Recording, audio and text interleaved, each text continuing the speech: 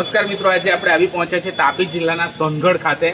આજ રોજ ડોક્ટર શ્યામા પ્રસાદ મુખર્જીના જન્મ જયંતિ નિમિત્તે તાપી યુવા ભાજપ દ્વારા એક રક્તદાન કેમ્પનું આયોજન અહીં કરવામાં આવ્યું અને અત્યારે હાલ રક્તદાન ચાલી રહ્યું છે।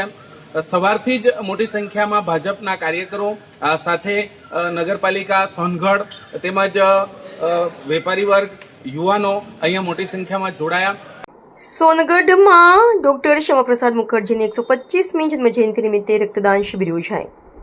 તાપી જિલ્લાના સોનગઢ ખાતે ડોક્ટર શ્યામા પ્રસાદ મુખર્જીની 125મી જન્મજયંતિ નિમિત્તે તાપી જિલ્લા યુવા ભાજપા મોરચા દ્વારા રક્તદાન શિબિરનું આયોજન કરવામાં આવ્યું હતું। આ સેવાકીય કાર્યક્રમમાં મોટી સંખ્યામાં ભાજપના કાર્યકર્તાઓ, સોનગઢ નગરપાલિકાના નગરસેવકો તેમજ સ્થાનિક પત્રકારોએ ઉત્સાહભેર ભાગ લીધો। ખાસ નોંધનીય બાબત એ રહી કે સોનગઢના સ્થાનિક પત્રકારોએ પણ પોતાની નૈતિક અને સામાજિક જવાબદારી સમજી રક્તદાન કરી સમાજને પ્રેરણાદાયી સંદેશ આપ્યો હતો।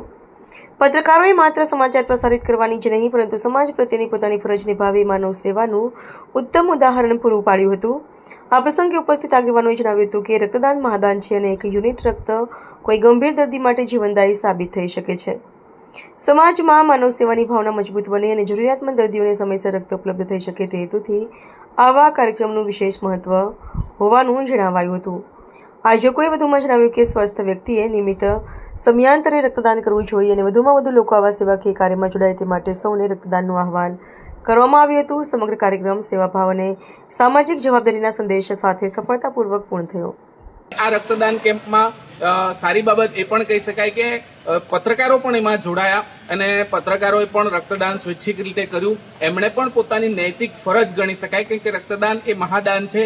રક્તદાન દ્વારા લોકોના જીવ બચાવી શકાય છે, તો પોતાની નૈતિક ફરજ સમજીને પત્રકારોએ પણ પોતે અહીંયા રક્તદાન કર્યું છે અને આહ્વાન કર્યું છે કે આવા જ્યારે પણ કેમ્પ થતા હોય ત્યાં ચોક્કસથી સ્વૈચ્છિક રક્તદાન થવું જોઈએ। ત્યારે આવો સાંભળીએ શું કહે છે યુવા ભાજપના નેતાઓ। જી, આપનો પરિચય। વિશાલ પટેલ, ભારતીય જનતા પાર્ટી યુવા મોરચા જિલ્લા પ્રમુખ। આજે જે યુવા મોરચા દ્વારા રક્તદાન કેમ્પ રાખવામાં આવ્યો તે એના પાછળનો હેતુ શું છે? આજે ડોક્ટર શ્યામા પ્રસાદ મુખર્જીનો જન્મદિવસ છે, તે નિમિત્તે આજે સેવા પખવાડિયા અંતર્ગત રક્તદાન શિબિરનું આયોજન કરવામાં આવ્યું। અત્યાર સુધીમાં કેટલા બોટલ રક્તદાન થયું અને કેટલું થવાની આશા છે? હમણાં સુધી અડધો કલાકમાં 15 જેટલી બોટલ થઈ છે। હવે 12 કલાક સુધી ચાલશે, વધુમાં વધુ 100 બોટલ જેવી થશે એવો વિશ્વાસ છે। શું સંદેશો આપવા માંગો છો રક્તદાન કેમ્પ દ્વારા? સમાજને શું કહેવા માંગો છો? સમાજને એટલું જ કહેવા માંગીએ છીએ કે છેવાડાના માનવી જે દર્દી છે એને જરૂરિયાતમંદ વ્યક્તિને મદદરૂપ થઈએ એવો આશય છે।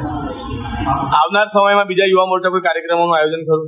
યુવા મોરચા વતી જે પણ રાષ્ટ્રીય સ્તરેથી નક્કી કરવામાં આવે છે કાર્યક્રમ, એ કાર્યક્રમ થશે અને સેવાકીય પ્રવૃત્તિઓ અવારનવાર ચાલુ રહે છે અને ઘણા એવા કાર્યક્રમો થઈ રહ્યા છે।